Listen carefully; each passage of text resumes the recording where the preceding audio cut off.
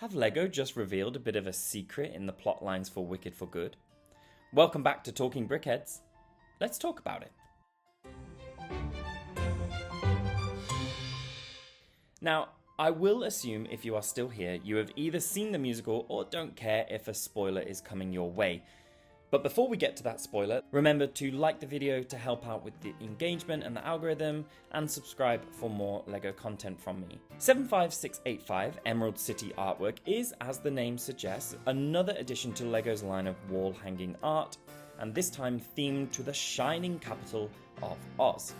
This set will be comprised of 1,518 pieces, along with all of our most beloved characters from the world of Oz, which we will run through later. This set does, however, come with a pretty hefty £150, $160 or €150 price tag. Ouch. Let's start with the wall art itself. It reminds me of those vintage travel posters you might see with its use of colours, especially in this pink gradient sky. In the sky we have the wizard's hot air balloon floating among some whimsical clouds, a printed rainbow curved tile, and some green spotlights shining out from the main focal point, the towers and spires of Emerald City. The city itself looks great, with all these shades of green and gold mixed together and lots of dimension across the board. There's a couple extra nods to the movie here. If you look to the right of the city and atop a viaduct, we see the train Elphaba and Glinda take in part 1. And on the left hand side is where it all began, Shiz University, with a couple sailboats. This whole art piece makes really clever use of little pieces especially, so that even at this scale the elements are instantly recognisable. There are also a couple hidden secrets. For example, if you remove some of the building exteriors, the central tower reveals silhouettes of our two leading ladies, and on the right we get the wizard's mask. Additionally, remove one of the clouds and a flying monkey printed on a tile comes into view, and I just love all these little touches. It adds a lot of fun to this 18+ set. Flowing out from Emerald City is the infamous yellow brick road, which leads to Munchkin Land. I absolutely adore this little printed tile down here where you can see Dorothy and her companions, and above that is yet another really nicely printed tile with the Wicked logo. Munchkin Land itself has a few houses and plant pieces in an appropriately pastel colour scheme, and next to the town are the fields of lined tulips from the opening scene of Wicked Part 1. The green border of this set brings us to our next talking point, and that is our minifigures for this one. We will start down here with Glinda, and she is housed within a compartment meant to emulate her bubble from the movie. The Glinda figure here is different from the one recently announced with the bookend set, which is amazing to be able to get another version of her. This one is a yet-to-be-seen dress from the second act, but will likely be from the big opening number and can be seen in a few scenes from the trailer. Up at the top we see another space, this time reserved for Elphaba, and again she gets a new outfit, this time the more fierce-looking coat with the pointed shoulders to go with that grittier feel of the second act. Again, just as with Glinda, the detailing is of the highest quality.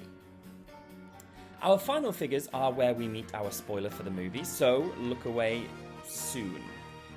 We get Dorothy, the Tin Man, the Cowardly Lion, and the Scarecrow, who looks a little bit suspicious.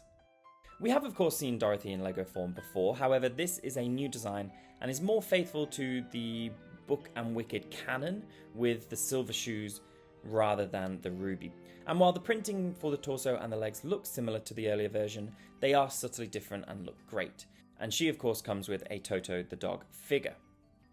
I really like this lion's cowardly expression that's been printed on, and I do believe this is actually a new mould for a seated lion, which is again something amazing to be getting in a set like this.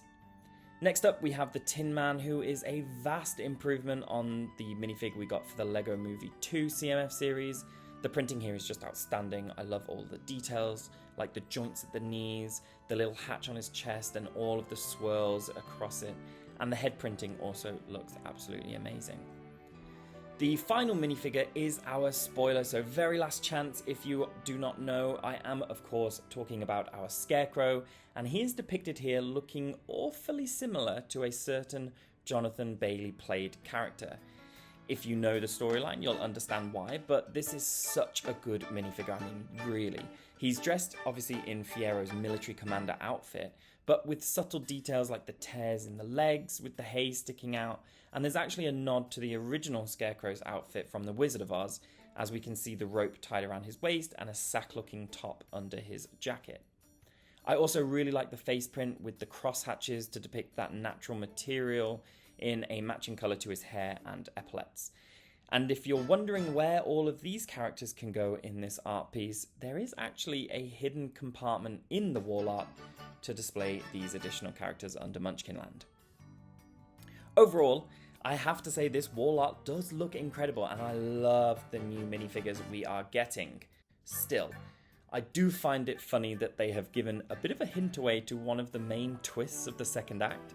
I also want to just say that I think that price tag is really high, and along with the bookends, I'm a bit disappointed that this new wave of Wicked hasn't come out with something a little bit more affordable, with minifigures anyway. Let me know in the comments if you're excited for the second act of the movie or this set, and I have a feeling that the build experience for this one is going to be fantastic. Thank you for watching, and as always, happy building.